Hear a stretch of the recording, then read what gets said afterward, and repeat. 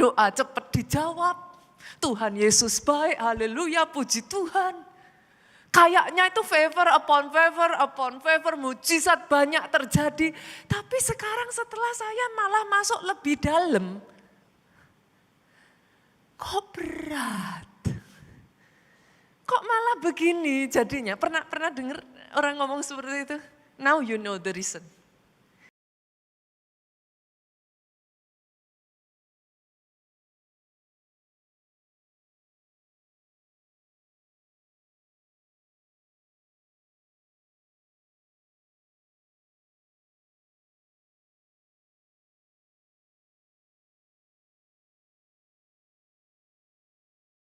Hari ini saudaraku nggak berasa ya, time flies gitu. Waktu itu cepat sekali. Saya akan menutup firman Tuhan di bulan Mei dengan satu pesan firman Tuhan, Pak. Yang berjudul POV baru. Point of view baru. Basically hari ini saya akan berbicara tentang sudut pandang yang diperbaharui, saudaraku. Sebagai hasil dari ketika saudara itu ditenggelamkan tuh. You are fully immersed. Minggu lalu kan kita belajar itu. Hasil dari saudara itu fully immersed, saudara itu ditenggelamin. Hasil dari ketika saudara mengizinkan Roh Kudus itu membawa saudara masuk into new depth. Kedalaman yang baru. Saya akan membawa ke sana saudara. Hari ini kita lanjutkan lebih dulu ya. Kita lihat Yehezkiel pasalnya yang ke-47. Kalau minggu lalu kita baca ayat 5 Pak. Hari ini saya mau bawa saudara lanjutin tuh. Dari ayat 5 sampai ayat yang ke-9. Mari kita akan melihat saudaraku apa pesan di balik ayat ini. Saya akan mulai dari ayat 5 sampai ayat 6 lebih dulu ya. Nanti saudara kasih tanda, kita akan lanjutkan berikutnya. Sekali lagi ia mengukur 1000 hasta lagi minggu lalu ya saudara. Sekarang air itu sudah jadi sungai tuh. Di mana aku tidak dapat berjalan lagi. Sebab air itu sudah meninggi sehingga orang dapat berenang. Suatu sungai yang tidak dapat diseberangi lagi. Ayat yang ke-6, lalu ia berkata kepadaku, sudahkah engkau lihat, hai anak manusia? Sampai di situ dulu saya bawa saudara memahami ayat ini dulu ya. Hopefully saudara bisa melihat apa yang saya lihat. Jadi setelah Yehezkiel itu dibawa Pak, sampai pada satu kedalaman di mana dia udah gak bisa berjalan lagi gitu. Sampai pada satu kedalaman di mana harus berenang. Bolehkah saya katakan dengan kata lain kan ditenggelamin tuh. Kedalaman di mana emang udah gak bisa jalan gitu saudaraku. Artinya ya emang udah tenggelam kayak gitu. Di titik itulah tiba-tiba Tuhan itu bicara sama Yehezkiel Pak. Hai anak manusia, do you see it? Bisakah engkau melihatnya? Kenapa ayat ini menjadi menarik buat saya Bapak Ibu? Saya sering mengajarkan kepada saudara setiap kali baca Alkitab. Jangan hanya sekedar baca. Kenapa nanti saudara you lose the jewel. Engkau akan kehilangan keindahan dari ayat demi ayat kalau hanya dibaca doang. Tapi setiap kali saudara menemukan hal-hal yang kayak agak off. Hal-hal yang kayak menarik gitu. Hal-hal yang membuat saudara kayak questioning. Berhenti. Dicari. Gitu. Apa nih gitu. Karena pada saat Yehezkiel hanya sampai semata kaki, sampai selutut, sampai sepinggang, Tuhan tuh belum tanya. Now that he is fully immersed, dia udah sampai tenggelam, di situ Tuhan mulai ngomong nih, do you see it? Ini jadi menarik saudaraku. Saya akan membawa saudara untuk melihat apa sih yang dilihat Yehezkiel yang tadinya sebelum dia fully immersed, dia unable to see. Kita balik ya, lanjut ya saudaraku. Kita lanjut ayat yang ke-6 bagian B. Makanya saya katakan please be really detail gitu saudaraku. Nih ayat yang ke-6 bagian B lanjutannya ngomong gini. Kemudian ia membawa aku kembali menyusur tepi sungai. Kata membawa aku kembali menyusur tepi sungai. Garis bawahi kata kembali. Berarti tadinya sudah pernah belum? Sudah dong. Kalau enggak dia enggak akan bilang kembali. Fakta bahwa ada kata kembali di situ saudaraku berarti tadinya Yehezkiel udah melewati tempat itu, tetapi dia melewatkan sesuatu di situ sehingga kali ini dibawa lagi. Nah ayat yang ke-7 saya bawa saudara, apa yang dia lewatkan Bapak Ibu? Ayat ke-7 ngomong gini, dalam perjalanan pulang sungguh, nih saudara, sepanjang tepi sungai itu ada amat banyak pohon. Tadinya Yehezkiel nggak bisa ngelihat itu. Sampai ayat 7 ngomongnya gimana? Sungguh. Artinya sudah lewat. Tapi tadinya nggak lihat begitu gitu. Kali ini lewat lagi setelah dia fully immerse, the same thing. Tapi sekarang dia gini, wow, sungguh banyak sekali ini pohonnya. Dengar ini saudaraku. Saya tuh menemukan di dalam, even in my own life ya Bapak Ibu. Ada sangat banyak kejadian in our life ya. Kadang kita tuh nggak bisa ngelihat gitu. The vision is there, tapi somehow kita tuh gelap gitu. Kayak, I know, but how? Kita tahu tapi karena kita gelap nggak bisa lihat, nggak dapat tuh. Berapa banyak dalam kehidupan kita, kalau jujur ya saudaraku, kesempatan itu ada di depan mata. Tapi saudara nggak nyadari itu. You missed it. Padahal dia di situ. Karena seringkali even kadang kesempatan itu muncul dalam bentuk masalah. You think that it is a problem gitu, ini masalah gitu.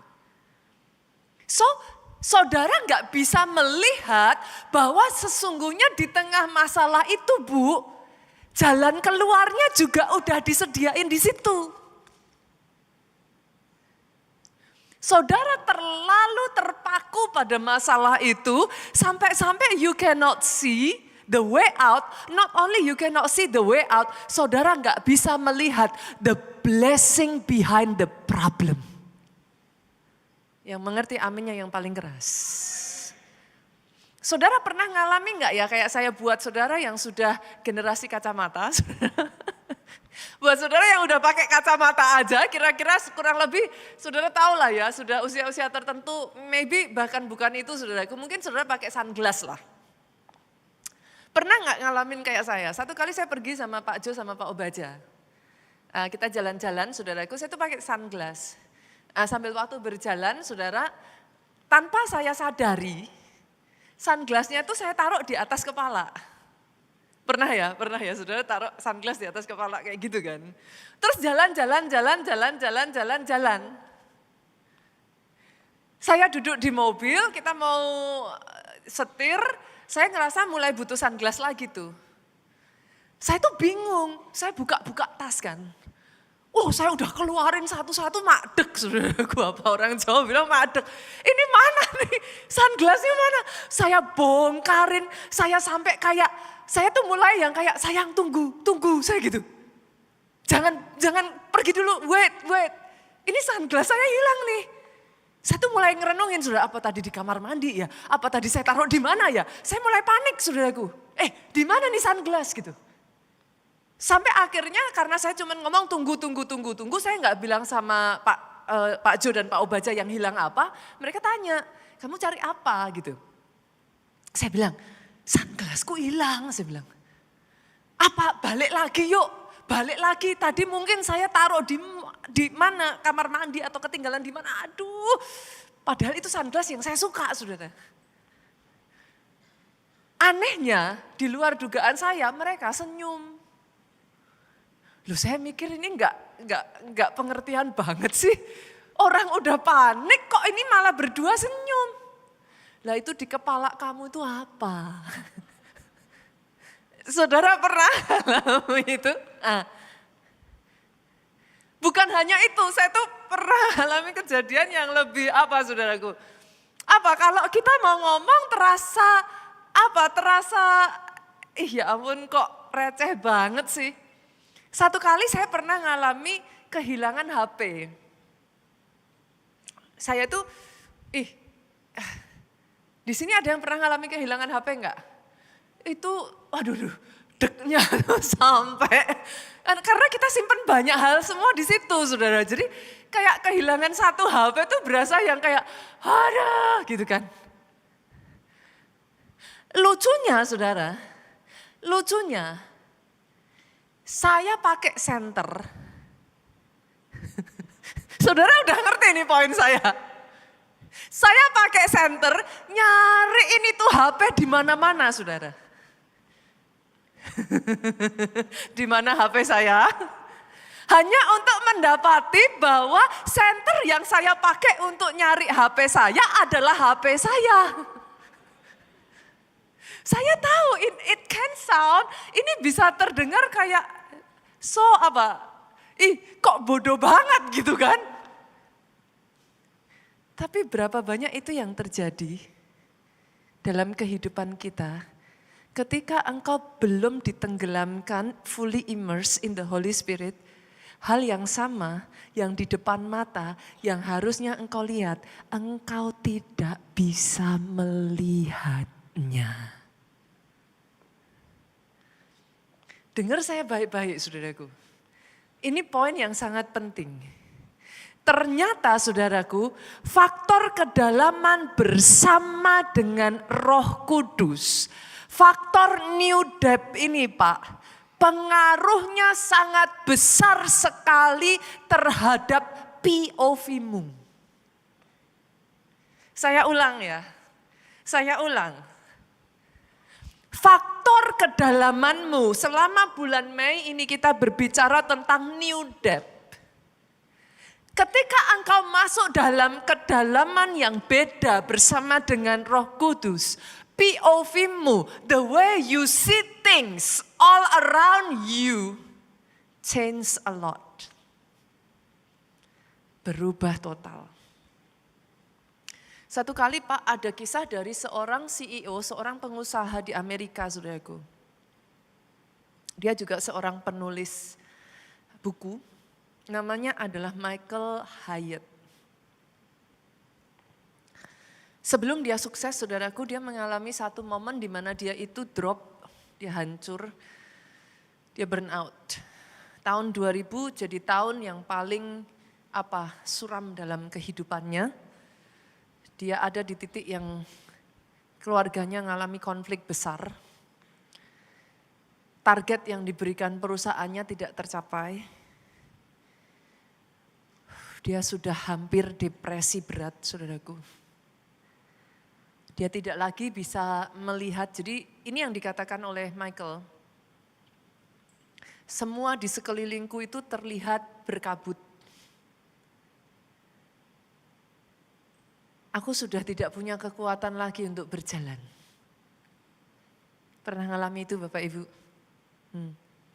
Itu yang saya sebut sebagai POV lama. Dia berjuang. But then semakin dia kayak berjuang, semakin dia terasa kayak mau tenggelam gitu. Kayak sink gitu, kayak cannot breathe anymore. Sampai puji Tuhan karena dia anak Tuhan, saudaraku, dia mengambil keputusan, dia menarik diri selama 3 hari sampai 4 hari, dia mengosongkan jadwalnya. Dia mengambil waktu untuk kalau kita sebut tuh quote and quote retreat ya. but itu personal gitu saudaraku. Dia keluar, dia pergi dari kotanya saudara. Dia cari tempat yang sunyi, dia bawa Alkitabnya, dia bawa jurnalnya saudaraku. Dan di situ saudara dia benar-benar letakkan HP-nya. Saudara akan takjub dengan betapa ya saudaraku, meletakkan HP 1 hari saja itu it can bring a big impact in your life. Try, coba saudara. It can bring a huge impact. Dia letakkan HP-nya saudaraku di kamar itu, dia sendirian, dia hanya setel lagu rohani dan di sana dia hanya berbaring, dia mengizinkan dirinya soak, berendam saudara. Dia mengizinkan dirinya menangis sejadi-jadinya. Dia mengizinkan dirinya berteriak, mengucapkan semua yang ada di dalam hatinya kepada Tuhan. Hari berlalu, hari berikutnya saudaraku not much happen. Dia hanya terdiam, dia setel suara yang menggemakan ayat demi ayat Alkitab saudara. Hari berikutnya berlalu saudaraku dan tiba-tiba something happen. Yang tadinya dia sudah berbeban berat, yang tadinya dia sudah don't know what to do gitu. Tapi pada saat dia soak up, dia berendam di dalam hadirat Tuhan. Idea upon idea, itu tiba-tiba muncul saudaraku.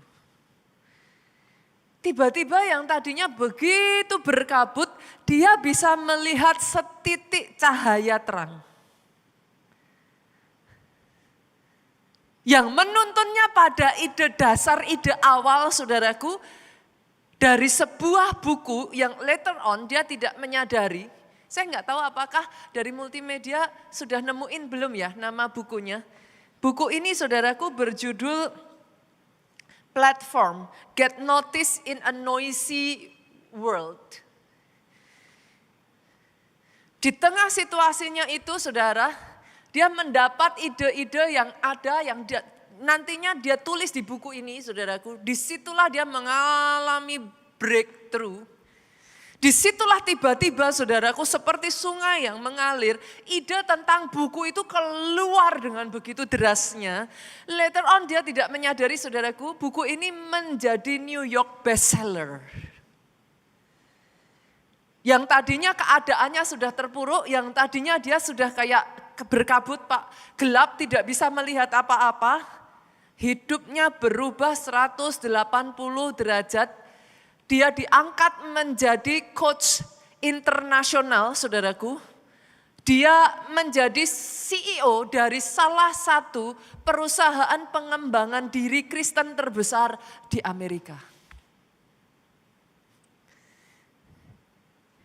Sesederhana, dia berkata, masalahku belum hilang. Tapi POV-ku berubah.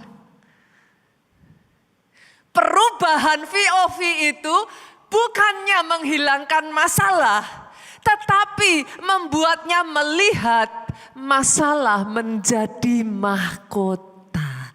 Aminnya boleh yang paling keras. Tepuk tangannya boleh yang paling meriah buat Yesus Tuhan kita. Hari ini saudaraku saya sengaja menutup bulan Mei ini. New Depth in the Holy Spirit. Dengan satu pesan firman. Yuk get a new POV. Jangan jadi orang Kristen hanya semata kaki, di pinggiran saja. Jangan jadi orang Kristen KTP. Izinkan Roh Kudus membawamu sampai fully immersed Bapak Ibu. I know it's not a nice place. I know kadangkala itu bisa membuat you feel like kayak you are not in control. And because of it, you feel kayak it's not safe place gitu.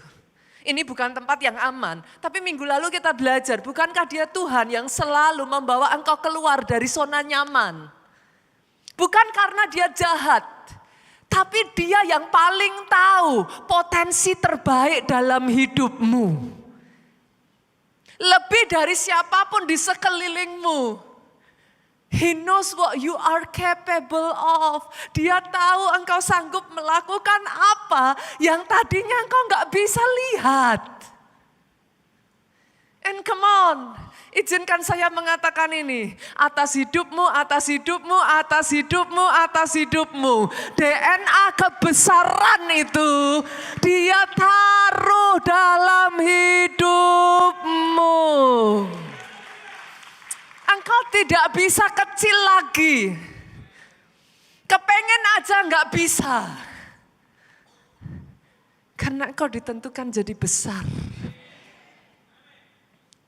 Hari ini, izinkan Roh Kudus membawa engkau sama seperti Yeskiel.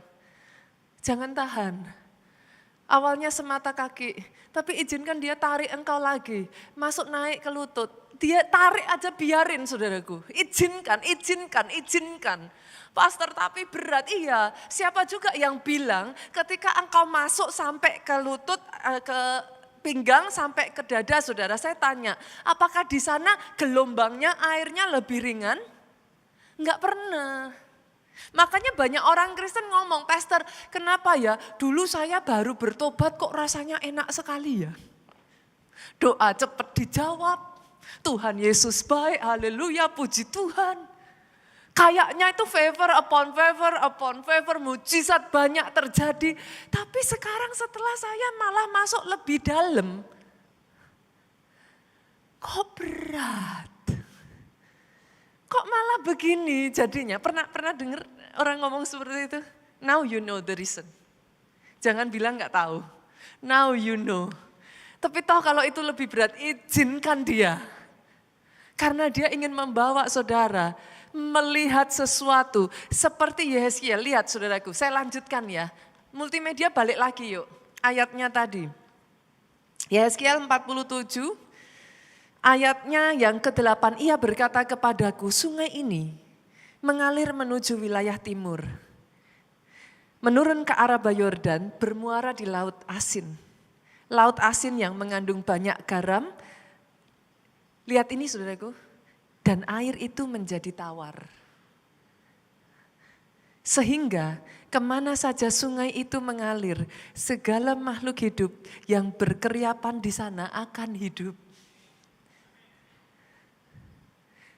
Itu yang Tuhan mau kerjakan atas hidupmu, saudaraku. Itu yang mau dia kerjakan. Let him. Jangan berhenti setengah jalan. Jangan berhenti hanya sampai ke pinggang. Engkau mungkin sudah melewati itu tapi you cannot see before. Lihat ayat 9. Sehingga kemana saja air mengalir, segala makhluk hidup berkeriapan di sana akan hidup. Bukan hanya itu, ikan-ikan akan menjadi sangat banyak. Sebab kemana saja air itu sampai, air laut di situ menjadi tawar. Dan kemana saja sungai itu mengalir, semuanya di sana hidup. Jadi atas hidupmu.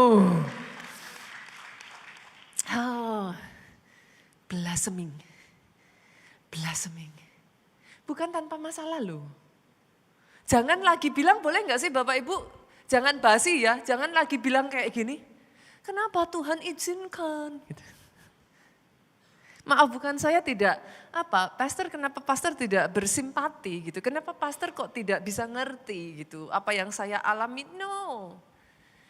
Because karena setiap kali saudara melihat pattern itu, sadari, apa nih? Justru yang kau katakan bukan kenapa Tuhan izinkan. Engkau bisa berkata, berkat baru apa yang Tuhan mau berikan atas hidupku. POV-nya harus berubah. Hal yang sama yang tadinya kau lihat jadi masalah, sekarang kau bisa melihat ada berkat di balik masalah itu. Boleh ya Bapak Ibu ya? Jangan terus-menerus ngomong kenapa Tuhan izinkan, Tuhan jahat, Tuhan gak sayang saya lagi. Engkau bukan anak gampangan. Engkau dilatih. Sama seperti minggu lalu kau jadi Raja Wali yang bisa terbang tinggi. Bukan hanya sekedar anak ayam. Saudara pernah lihat kan, saya tuh sampai ketawa terpingkal-pingkal saudaraku. Pernah satu kali saudaraku anak ayam yang tidak pernah belajar makan, yang setiap kali cuman dikasih induknya apa cacing. Satu percobaan lucu dilakukan saudaraku, anak ayam itu ditaruh di tanah, cacingnya lewat, dia cuman gini, tapi itu cacing pergi, dia marah, dia jengkel,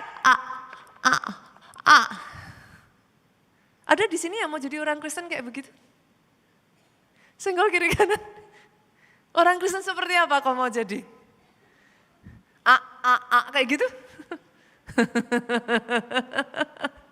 Orang Kristen yang menyadari janjinya ya dan amin. Iblisnya mau menghalangi. Tapi kan tanganmu dilatih berperang. Jarimu dilatih bertempur. Engkau cukup kuat kok menghadapinya. Engkau bukan anak manja, dikit-dikit nangis, dikit-dikit mundur, dikit-dikit kapok. Engkau anak-anak Tuhan yang tangguh. Dan keluar jadi lebih dari pemenang. Oke, sampai di sini Bapak Ibu sudah nangkep ya, pentingnya saudara itu being fully immersed. Dari situ POV-mu berubah. Jadi fully immersed itu punya peranan sangat besar sekali untuk POV kita bisa berubah. Pertanyaannya lagi saudaraku, apakah hanya itu saja? Ternyata enggak saudaraku. When you are fully immersed, saudara ketika satu barang itu saudara masukkan penuh, katakan jangan inilah, apa? Ibu-ibu di rumah punya spon kan? Nyuci piring? Oke. Saudara masukkan spon itu ke dalam air, apa yang akan terjadi? Semua air itu akan diserap ke dalam rongga-rongga yang kosong. Dari spon itu, kalau diperbesar tampilannya saudaraku, kelihatannya sponnya masih sama. Betul? Tapi begitu di zoom, saudara akan melihat sekarang sudah enggak sama lagi. Di dalam spon itu dia sudah cover dengan air. Yang mengerti aminnya yang paling keras? Oke. Apa yang terjadi saudaraku ketika saudara mengizinkan dirimu fully immersed? Ketika engkau ditenggelamkan, ketika engkau penuh dengan Roh Kudus, dengan kata lain, air itu menguasai spon ini. Betul? Bolehkah saya katakan? Dengan kata lain, spon ini sekarang tidak lagi dirinya. Yang kaku jadi lembut. Betul ya? Nah, apa yang terjadi ketika itu dialami dalam kehidupan kita? Dengar ini Bapak Ibu, satu persatu indera rohanimu mulai diaktifkan. Karena tadinya kering. Sebelum engkau kepenuhan, yang aktif itu adalah indera jasmani.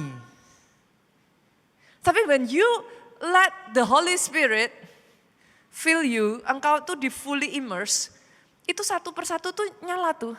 Indera apa? Yang pertama penglihatan tadi, POV itu. POV dirubah saudara. Now you see differently. Saya kasih contoh lagi ya, Filipi 3 yuk. Filipi 3 ayatnya yang ke-7 sampai 9. Multimedia boleh bantu? Ini kata-katanya Rasul Paulus saudara, tetapi apa yang dahulu merupakan keuntungan bagiku, sekarang kuanggap rugi karena Kristus. Ini orang yang POV-nya udah berubah tuh kayak gini saudara. Tadinya rugi, sekarang untung. Dimarahin, diinjak-injak, saudara diem, saudara ngalah, tadinya rugi. Tadinya bodoh, sekarang untung. Bisa ngelihat saudaraku? Ibadah 2 jam hari Minggu yang harusnya bisa tidur, tadinya rugi, sekarang untung. Rasul Paulus bahkan membawa ayat ini masuk lebih ngeri lagi, saudara. Dia bilang, malahan segala sesuatu yang kuanggap rugi. Karena pengenalan akan Kristus Yesus Tuhanku. Sekarang ini saudaraku, lebih mulia daripada semuanya. Oleh karena dialah aku telah melepas semuanya itu dan menganggapnya sampah. Supaya aku memperoleh Kristus. Ini Rasul Paulus ngeri saudaraku. Dari situlah dia mulai bisa melihat kenapa sekarang semua yang dia kejar, saudara harus tahu loh saudaraku. Rasul Paulus ini dari kalangan pure Yahudi murni saudara Bahkan dia itu dibesarkan dari seorang guru besar yang namanya Gamaliel. Ini pure blood gitu saudara. Ini benar-benar orang yang kayak dipersiapkan gitu Pak, sudahan. Saudara harus tahu di kalangan mereka memastikan mereka melakukan satu persatu aturan itu adalah satu kebanggaan. Tapi lihat dong ayatnya yang ke-9. Sekarang setelah POV-nya berubah, Rasul Paulus tuh bisa melihat yang tadinya dia nggak bisa lihat. Berada dalam dia dan berada dalam dia bukan dengan kebenaranku sendiri karena mentaati hukum Taurat. Dulu dia berpikir, itulah kebenaran itu adalah ketika dia mentaati satu persatu hukum Taurat. Now dia melihatnya beda, melainkan dengan kebenaran karena percaya kepada Kristus. Dia tidak selamat karena perbuatan baik, dia tidak selamat karena kebenarannya. Tapi dia ngomong gini saudaraku, sekarang kebenaran yang Allah anugerahkan berdasarkan faith. Saudara bisa melihat ya, how when your POV change, everything change. Tahukah saudara kenapa suami istri sering bertengkar? POV-nya beda. Semakin seorang istri berusaha supaya suami ngerti POV-nya dia, pertengkarannya lebih gede. Mau saudara ngomong apalah, kamu tuh gak ngerti, nanti pasangan saudara kan bilang, kamu yang gak ngerti. Memangnya aku bodoh. Dari tadi kamu ngomong masa aku gak ngerti. Unless salah satu mau meletakkan POV-nya dan mengikuti POV pasangannya, dan baru saudara bisa ngerti. Make sense Bapak Ibu? Hanya ketika kau kepenuhan Roh Kudus, POV itu dikuasai sehingga sekarang you see it differently. Oke ya? Di situ saya nggak usah bahas lagi ya, karena tadi kan sudah saya bahas. Saya bawa yang kedua saudaraku, indera apalagi yang diaktifate, diaktifasikan gitu saudaraku, dinyalakan. Yang kedua adalah indera pendengaran saudara. Saya akan mengajak saudara melihat kisah dari Samuel kecil. 1 Samuel 3 ayat 3-4. Ini agak dalam-dalam nggak apa-apa Bapak Ibu? Nggak apa-apa ya? Boleh ya? Masih bisa kuat nih? Masih ya? Oke. 1 Samuel 3 ayat 3-4. Lampu rumah Allah belum lagi padam. Ini nih kalau saya membahas ini ya saudara, cantik banget loh perumpamaannya ini. Tapi saya nggak akan terjebak ke situ saudara. Samuel telah tidur di dalam bait suci Tuhan, tempat tabut Allah. Ayat 4, lalu Tuhan memanggil Samuel, Samuel, dan ia menjawab, ya Bapak. Seperti yang saya selalu katakan kepada saudara, kalau melihat sesuatu stop dulu saudara, highlight yang menarik. Beberapa pelajaran bisa saudara tarik dari ayat ini. Salah satunya yang pertama saudaraku, Tuhan berbicara, tapi uniknya gini, yang ada ini Samuel kan tidur di bait suci ya saudara. Alkitab mencatat tadi ayat yang ketiga, dia tidur di bait suci.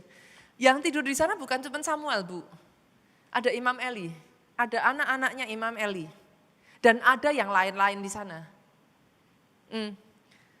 Ini nih cantik banget saudara. Ayat yang ketiga mengatakan lampu rumah Allah belum lagi padam.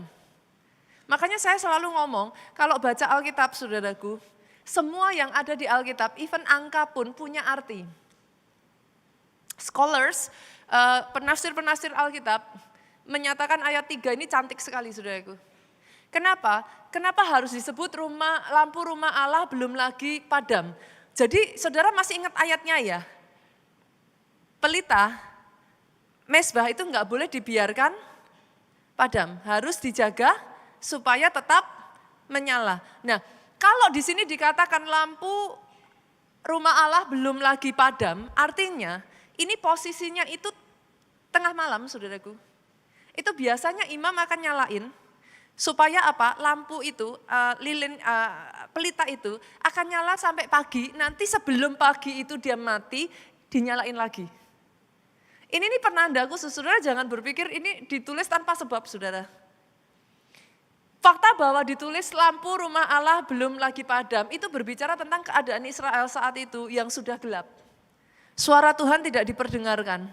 Imam Eli dan anak-anaknya sudah bobrok saudaraku, sehingga tidak ada lagi suara itu muncul. This is very beautiful, kenapa saudaraku buat scholars, karena di titik itulah seorang nabi dibangkitkan. Di titik itulah seorang nabi dipanggil di masa kecilnya saudaraku. Tidak ada satupun yang lain yang mendengar suara Tuhan, tetapi Samuel mendengar suara itu. Dan yang menarik dari ayat ini adalah saudaraku, tulisan bahwa Samuel telah tidur di dalam bait suci Tuhan. Awalnya saya tuh agak kaget saudaraku, karena di ayat bahasa Indonesianya dikatakan tempat tabut Allah. Lah padahal yang boleh masuk ke tempat tabut Allah, Ark of Covenant, saya cek di bahasa Inggrisnya itu the Ark saudara. Itu hanya imam besar saudara. Itu enggak boleh sembarangan orang masuk, mati saudara. Jadi saya berpikir, ini anak kecil kenapa nyelonong sampai ke situ gitu. Enggak boleh. Ternyata saudaraku yang dimaksud bukan Samuel itu tidur di situ, di ruang Maha Kudus itu bukan. Dipercaya tempat ruangan Samuel itu tidur karena dia diserahkan di bait Allah. Itu sangat dekat sekali dengan tempat tabut perjanjian. Dan percayalah saudaraku, itu bukan masalah cocokologi dalam Alkitab, semuanya itu memang ada artinya. Itu gimana ngomongnya? Samuel kedekatannya dengan tabut perjanjian, kedekatannya dengan tabut perjanjian itu berbicara hadirat Tuhan saudaraku. Itu mengasah telinganya menjadi peka saudara. Masalah, setujukah saudara kalau saya katakan ini, masalah kebanyakan orang Kristen karena gak bisa dengar suara Tuhan. Dengar suara Tuhan enggak terjadi overnight Bapak Ibu. Unless Tuhan mau menyatakan dirinya kepada saudara secara khusus. Dengar suara Tuhan, Alkitab mencatat tiap pagi telingaku dipertajam. Makanya orang Kristen butuh saat teduh. Jadi saat teduh itu seperti saudara. Korek telinga saudara.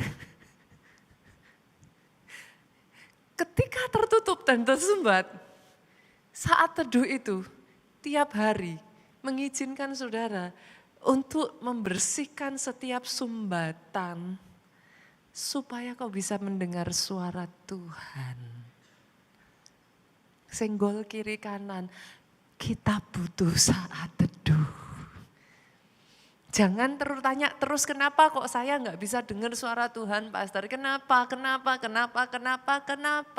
Saat teduhnya saudaraku sebulan sekali. Sumbetannya udah banyak. Udah numpuk tuh. Jadi susah. Karena saudara nggak bisa dengar suara Tuhan, jalanmu nabrak tuh. Salah langkah, salah lagi. Jadi yang kedua, yang Tuhan mau buka saudaraku adalah indera pendengaranmu. Kenapa saudara? Ini yang akan terjadi ya, lihat ya, saya bukakan ya, Yesaya 30 ayat 21 yuk. Dan telingamu akan mendengar perkataan ini dari belakangmu. Ini nanti saya jelaskan maksudnya. Inilah jalan, berjalanlah mengikutinya. Entah kamu menganan atau kamu mengiri. Maksudnya gimana pastor dari ayat ini? Kayak gini saudaraku. Saudara pertama kali belajar berenang, langsung bisa renang enggak? Mostly pertama kali belajar berenang, even though ada coach di situ, fokus saudara pada apa? Coba, pertama kali berenang. Pertama disuruh coach untuk nyelam, tuh fokus saudara kemana? Dengar suaranya coach atau yakin bisa dengar suara coach Pak? Bisa. Saya pertama dulu belajar berenang saudaraku, maybe because of it ya, saya gagal ya. Because of it. Saya sudah terlalu panik bahwa air itu akan masuk. Saya udah kebingungan, saya udah ketakutan, sampai suara coach itu enggak kedengeran. Saya sibuk ngurusin ketakutan saya, gimana supaya saya enggak tenggelam. I don't know with you tuh, gitu. Apakah di sini langsung suara coach terdengar jelas? Setelah saudara mulai bisa berenang, saudara mulai menguasai diri, di titik itu baru pelan-pelan suara itu kedengeran. Kebanyakan di awal, saudara bahkan kalau bisa ya, kayak kemarin saya khotbah itu, selama saudara masih tendang itu coach saudara, sudah tinju dia, ya gak akan bisa. Tapi banyak di antara kita kan sering gitu tuh. Suara Tuhan muncul tuh, kita ngomongnya apa? Dalam nama Yesus aku tengking engkau, enyah engkau keluar. Betul kan? Pernah ngalami itu? Belum bisa dengar, karena suara itu kenapa dikatakan kayak dari belakang. Itu suara itu kayak kecil sudah, tipis, kayak enggak kedengeran tuh. Pernahkah saudara berpikir di posisi darurat, kenapa pilot bisa landed safely? Coba renungkan perkataan saya ini. Apakah pilot punya penglihatan yang begitu tajam sampai dia bisa melihat jauh saudaraku melampaui angin awan-awan gelap itu? No. Yang perlu dia dengarkan adalah suara dari menara kontrol. Naik 300 feet. Coba arahkan tuh. Agak miring sekian derajat ke kiri. Di depanmu ada satu bandara yang kamu bisa mendarat. Bukan karena dia bisa melihat sampai melampaui turun ke bawah awan, tahu di situ ada tempat mendarat, no. Tapi menara kontrol itu akan guiding him. Banyak pilot-pilotnya Tuhan di sini. Yang suara di menara kontrol sudah ngomong, dicuekin. Naik 300 kaki, enak aja, susah, repot. Miring 15 derajat ke kiri. Kenapa? Ngapain harus begitu? Buat apa?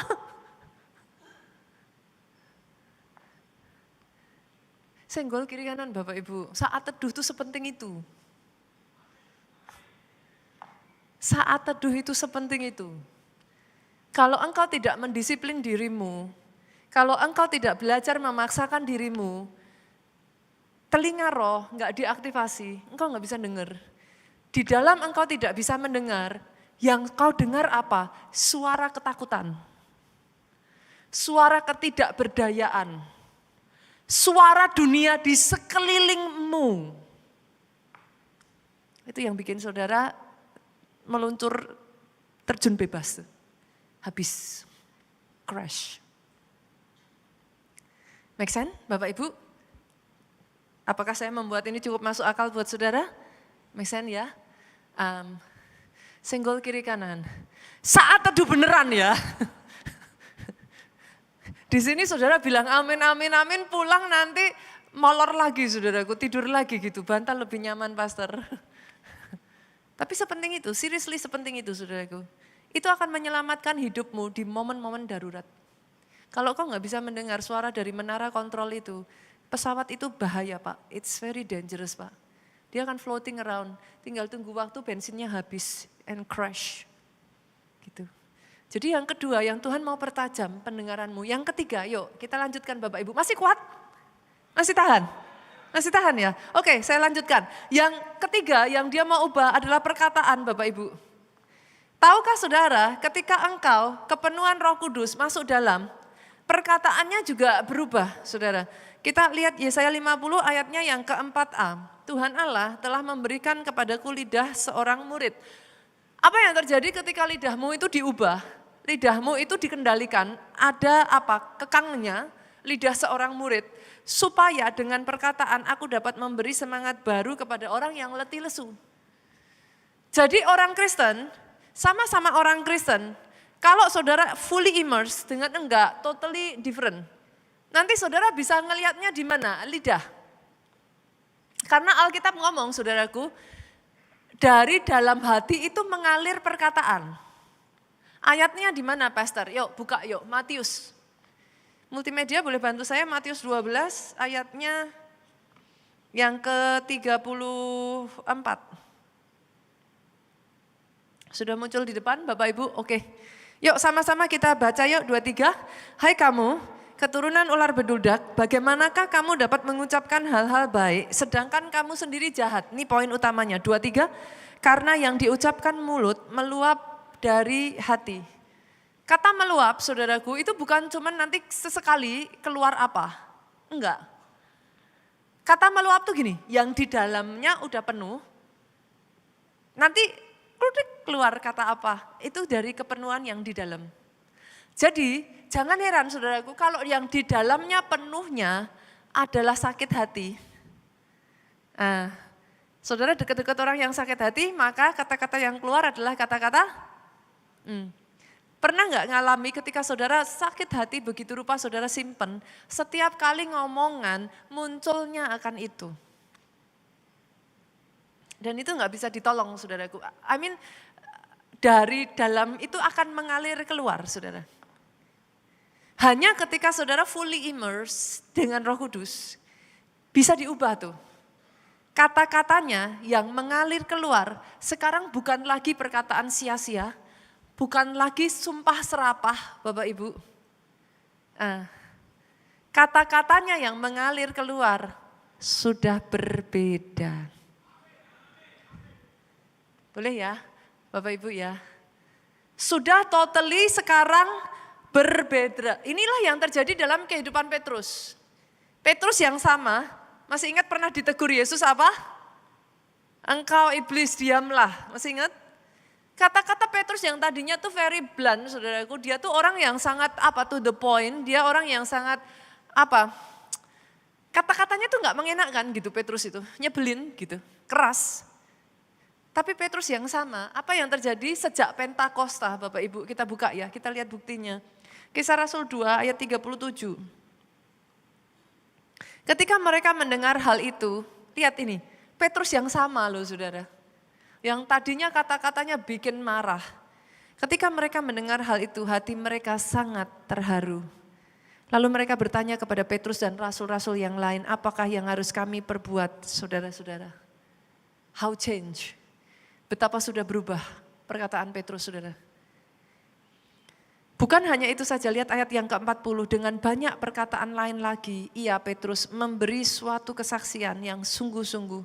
Ia mengecam dan menasihati mereka, katanya, berilah dirimu diselamatkan dari angkatan yang jahat ini.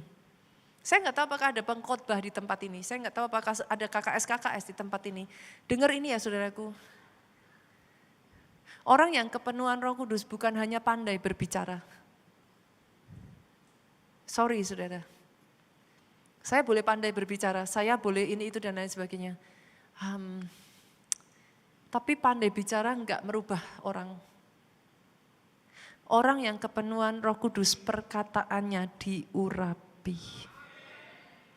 That is what makes a whole lot different gitu. Perkataannya diurapi. Itu sebabnya Alkitab mencatat, engkau memenangkan keluargamu sebagai istri, engkau memenangkan suamimu. Bukan hanya dengan perkataan saja yang nggak ada gunanya. Kenapa? Karena perkataannya belum diurapi. Jadi yang terdengar di telinga sang suami apa?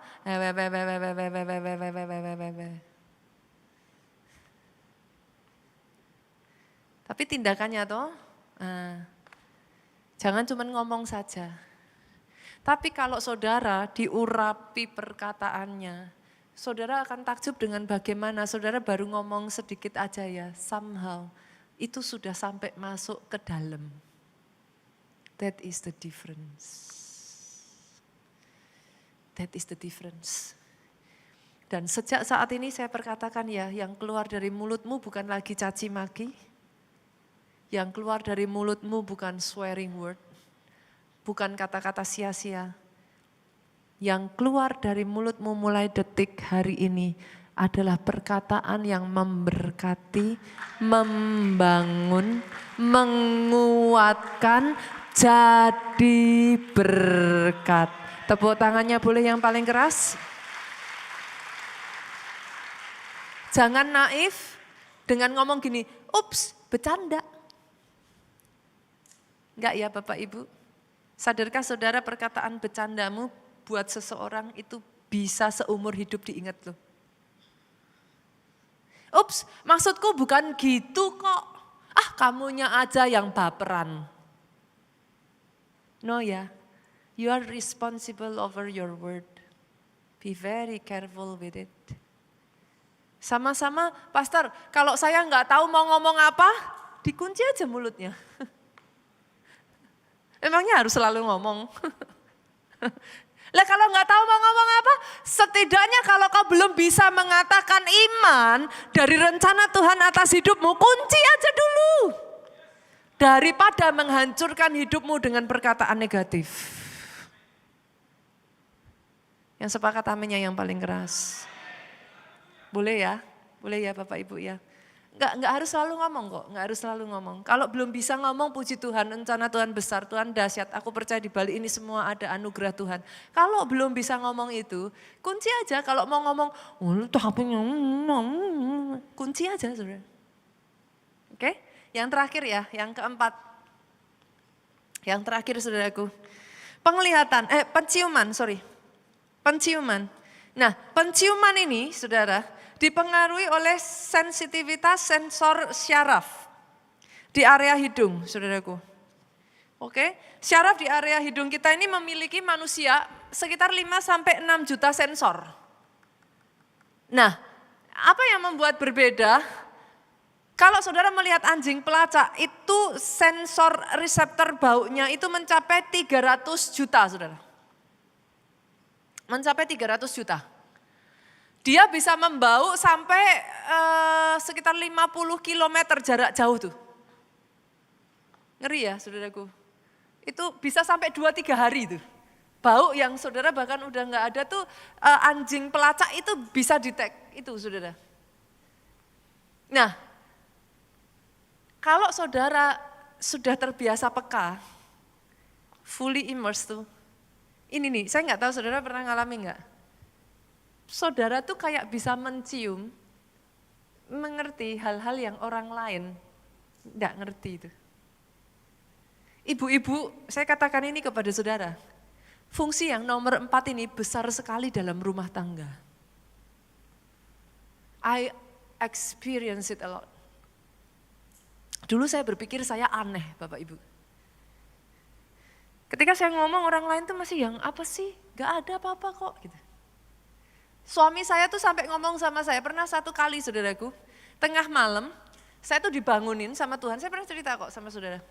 Saya dibangunin sama Tuhan, tengah malam jam-jam 12-an lah. Out of nowhere, nothing at all. Bangun, ada suara kecil, itu suara bukan yang kayak, Nita, pergilah, gitu, bukan. Itu suara hampir tidak berbeda dari suara hati. Itu suara cuma ngomong gini, pergi ke belakang, coba dilihat kamarnya si Mbak gitu. Saya kan ya kayak, kok aneh banget ya, masa saya pergi ke belakang lihat kamar Mbak, saya mau ngapa gitu saudara. Aneh sekali kan itu kamar ditutup, terus and then saya buka gitu tuh, terus saya kan dipikir aneh kan saudara. Tapi suara itu keras ngomong, go to the back and open the door gitu. Saya tuh sampai, ya sudah, tapi karena waktu berjalan saya udah develop belajar taat. Saya pergi ke belakang, saya buka tuh kamar Mbak, saya kaget saudaraku. Kamarnya kosong. Saya bingung dong. Pintu tempat saya terbuka, maksudnya tidak terkunci saudara. Saya deg dong saudara. Akhirnya saudaraku, saya ikutin tuh, saya lihat karena di tempat saya ada CCTV saudaraku. Saya lihat gitu, kemana ya ini? Oke, saya lihat dia udah pulang. Besoknya saya sengaja saudaraku, ketika di jam yang sama dia keluar, saya buntuti dia saudara. Sampai Pak Jo tuh ngomong sama saya gini, kamu kayak detektif. I thought was the same. Tadinya saya juga berpikir ya, it seems weird gitu. Kalau saudara mau bilang juga, Pak pastor itu tahu dari mana? Ya saya juga nggak ngerti. But it is there. Dari situ saya jadi tahu, saudara, ternyata dia ketemu cowok. Dan itu berbahaya. Saya sudah bisa do something about it. Pernah satu kali juga saudaraku, saudaraku, saya punya ART. Cincin saya tuh hilang saudara, cincin nikah. Saya tahu, baru aja cincin itu saya taruh, saya di kamar mandi, saya pakai lotion saudaraku, kadang saya nggak terlalu suka, saya taruh tuh cincinnya gitu. Dan saya ngerti, saya tuh inget banget itu saya taruh di situ. Dan satu-satunya yang lewat ke situ setelah saya adalah ART saya yang baru bersihin gitu. So saya tanya dia gitu, kamu lihat enggak ya cincin saya taruh di kamar mandi gitu. Oh enggak Bu, enggak ada. Saya enggak lihat gitu. Tapi di hati saya tuh kuat sekali. Kuat sekali ini gitu. Saya tentunya enggak bisa menuduh apapun saudaraku. Saya enggak bisa ngomong apa-apa. Saya cuman gini, Roh Kudus, what should I do ya? Akhirnya kayak dikasih jalan gitu saudara. Saya cuman cerewetan aja di depan ART saya. Saya tuh enggak apa-apa loh kalau itu yang lain. Tapi itu cincin pernikahan. Ada nama suami saya di situ. Saya tuh kayak cerewetan aja saudaraku, saya enggak nuduh dia, saya enggak apa. Saya cuman cerewetan aja, saya ngomong, aduh saya sedih banget. Ini gimana ya? Ini padahal cincin ini benar-benar cincin pernikahan. Saya ngoceh, terus tiba-tiba kayak Roh Kudus kasih saya hikmat saudara. Coba dong kamu ambil vakum. Kamu vakumin. Coba kamu potong itu vakum kantongnya. Mana tahu ada di dalam. Jadi saya enggak nuduh dia, saya kasih dia way out saudaraku. Saya kasih dia jalan keluar. Saya enggak tahu apakah ketika saya ngomong seperti ini terlalu vulgar buat saudara, tapi hopefully saya menceritakan ini tidak salah ya saudaraku. So that you know, in our little, di dalam setiap langkah-langkah kecil, ketika kau berjalan dengan Roh Kudus, itu bisa sampai segitunya. Coba sobek itu kantong vakum, pasti ada di dalam situ. Saya tahu sih nggak mungkin masuk saudaraku di dalam vacuum cleaner. I know. But I just give her a way out gitu. Dan benar saudaraku, dia ngomong, betul ibu, betul ketemu di dalam vakum. Puji Tuhan, saya bilang. Thank you. Waktu berjalan saudaraku, saya cari cara dengan baik. Ya, everything ended well lah gitu. Segala sesuatu itu ada cara Tuhan yang tidak perlu selalu dengan marah-marah dan berakhir hubungan rusak Bapak Ibu. Gitu. Ketika saudara belajar untuk mengikuti petunjuk Roh Kudus, ada hal-hal itu, contoh lagi saya pernah cerita kepada saudara bagaimana saya disuruh sama dokternya anak saya Jen datang hari Rabu, saudaraku. Tapi di hari Sabtu tuh saya udah feeling gak enak. Enggak bocor, enggak rembes, enggak apa, tapi I feel bad gitu. Saya merasa ada something. Jadi saya tahu saya akan dimarahi karena dokternya udah mau liburan, saudaraku. Saya tahu dokternya udah pesen, kamu ya, awas ya, jangan datang sebelum hari Rabu. Pokoknya hari Rabu, titik, kata dia. So I know, even Pak Jo juga waktu itu ngomong, nanti kamu dimarahin loh gitu. I know. Tapi hati saya nggak enak, kalau nggak ada apa-apa, saya bilang sama Pak Jo, kalau nggak ada apa-apa ya sudah. Tapi kalau ada apa-apa, aku nggak mau nyesel. Akhirnya betul saudaraku, hari itu saya datang, dokternya marah-marah, marah-marah sambil periksa, tuh bagus kan, tuh bagus kan, tuh bagus kan, kata dia.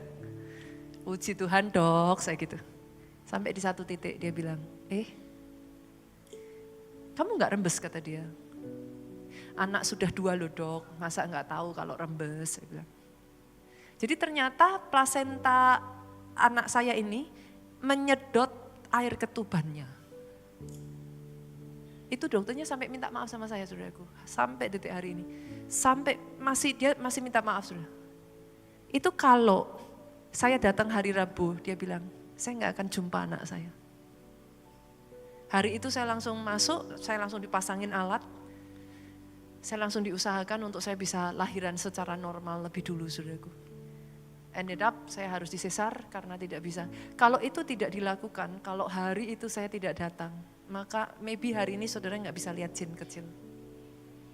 Anak itu tidak akan ada bersama kita. So, in case saudara berpikir, you think that, udahlah jadi orang Kristen nggak usah rohani-rohani amat, pastor. Jadi orang Kristen itu udahlah, ya yang penting saya ke gereja hari Minggu aja lah pastor, udah enough gitu. Pastor mau apa sih, nggak usah yang sampai nanti jadi aneh pastor.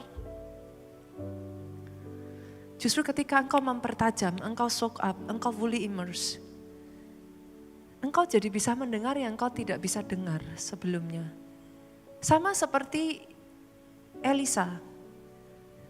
Waktu Naaman terima pemberian, Gehasi terima pemberian dari Naaman. Alkitab tuh mencatat loh, bukankah hatiku mengikuti engkau. Itu ngeri loh saudara, sampai di level tertentu bisa sampai kayak begitu loh. Saya pernah berjumpa dengan orang-orang tertentu yang bercerita kepada saya, saudara. Ada satu hamba Tuhan yang dia kenal, itu up to the level ya saudara. Saudara duduk di sini, dia duduk di beberapa meja di sana. Orangnya itu bisa gini, kamu sebut meja yang mana? Dia bisa dengar perkataan orang ngobrol di meja itu. Up to that point. Dan satu demi satu kehidupan saudara, saudara enggak lagi kayak powerless gitu. Saudara enggak lagi bingung, saudara enggak lagi yang kayak ketakutan, saudara enggak lagi, because now you can see differently. Now you can hear langkah-langkahnya, ada tuntunannya. Now you can speak differently and you can smell it differently.